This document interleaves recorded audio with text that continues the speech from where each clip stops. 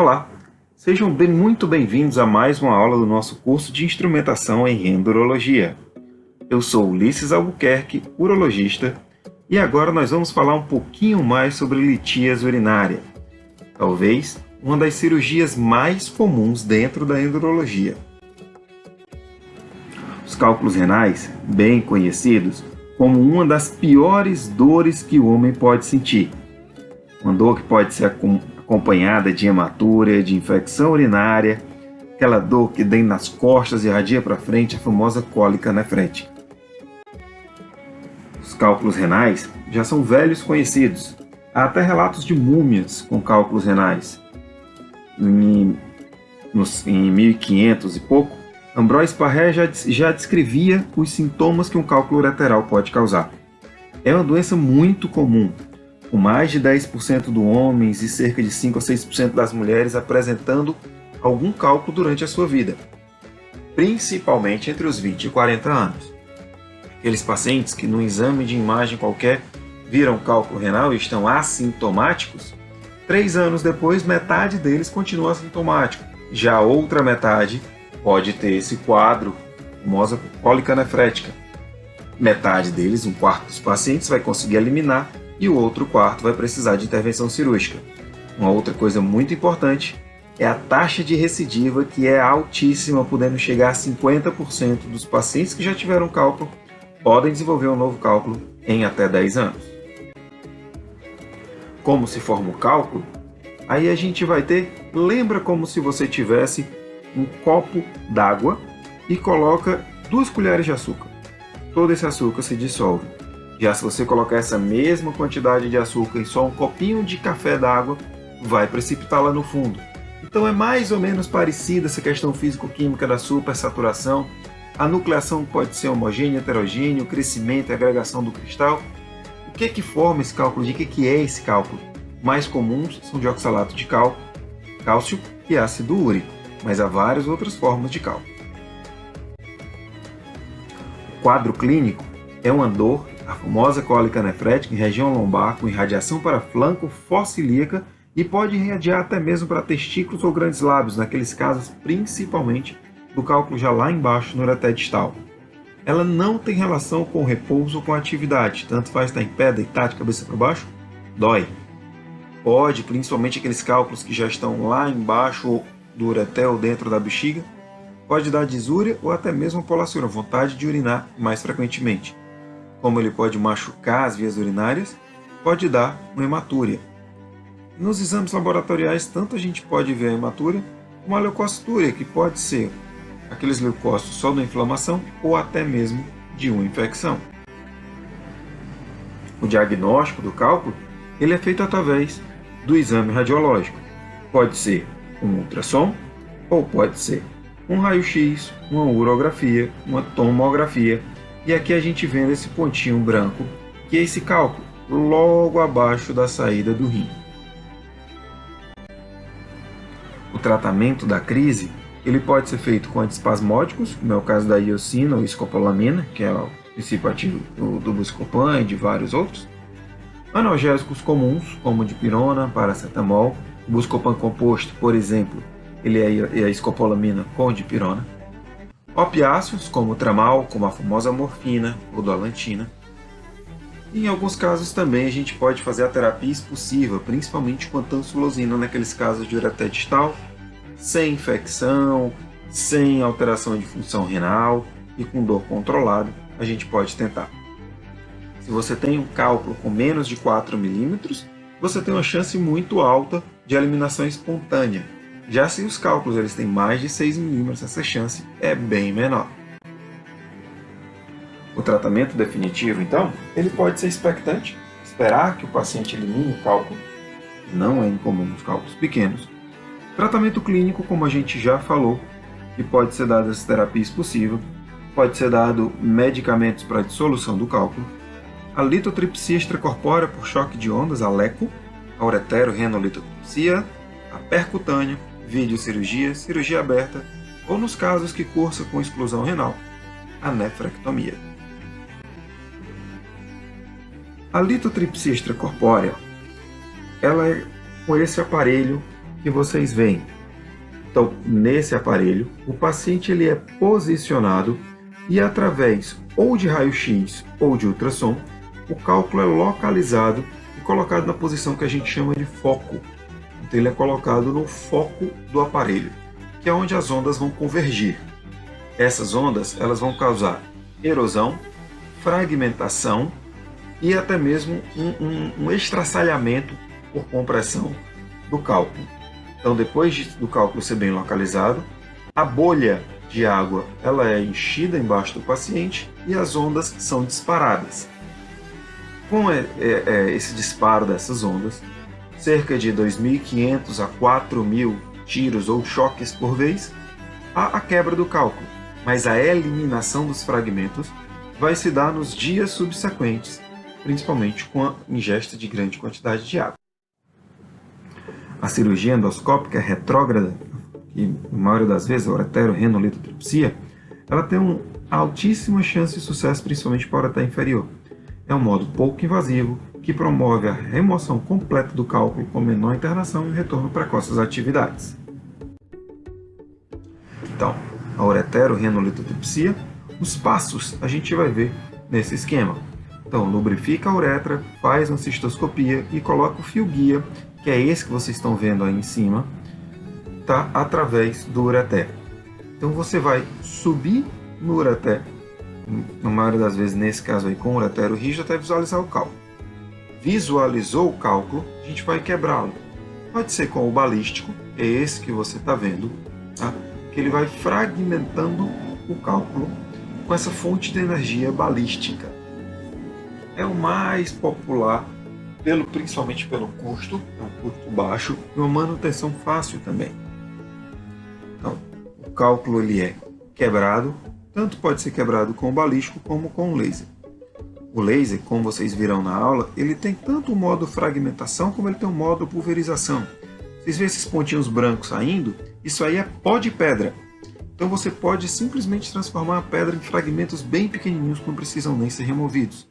Os fragmentos maiores, você pode fazer a remoção ativa, principalmente com a sonda de Dórmia. Pode ser com pinça tridente, mas geralmente é usada a sonda de Dórmia, que é essa cestinha, que a gente abre a cestinha, captura os cálculos, fecha a cesta e vem trazendo os cálculos.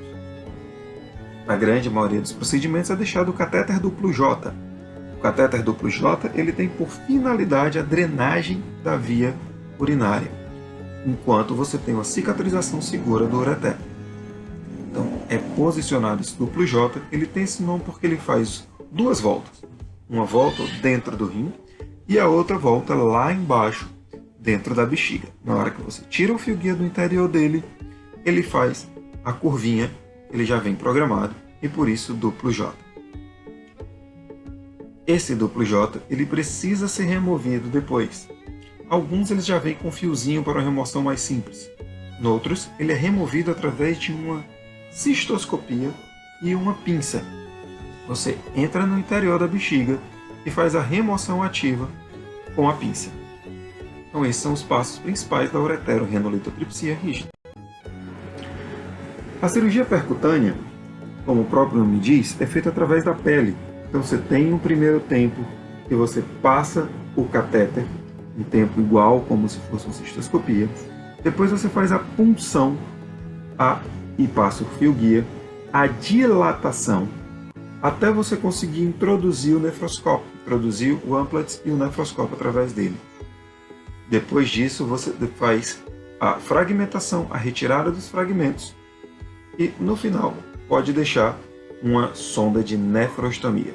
Aí você vê um raio-x simples, o raio-x com contraste mostrando todo o sistema coletor do rim. Foi feita a punção de um desses cálices superiores, a passagem do fio guia, a dilatação e aí foi entrado com o nefroscópio entra por dentro da camisa de Amplatz, entra dentro do rim e aí você vê a fragmentação. Pode ser feito com balístico, com laser ou nesse caso com ultrassônico. A vantagem do ultrassônico é que ele já vai aspirando os fragmentos de cálculo. Então, além da fragmentação, ele faz a aspiração dos fragmentos. Você pode fazer a retirada com pinças, ou pode fazer, tem uma pinça especial que é parecida com aquela pinça de Dórmia, só que bem maior. para o caso da percutânea. No final, é deixada a sonda de nefrostomia para a drenagem na unidade coletora.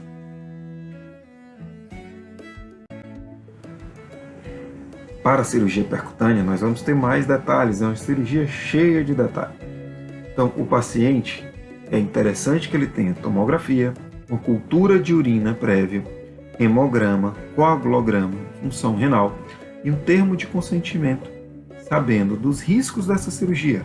Ela tem uma chance maior de retirar todos os cálculos, mas ela tem riscos.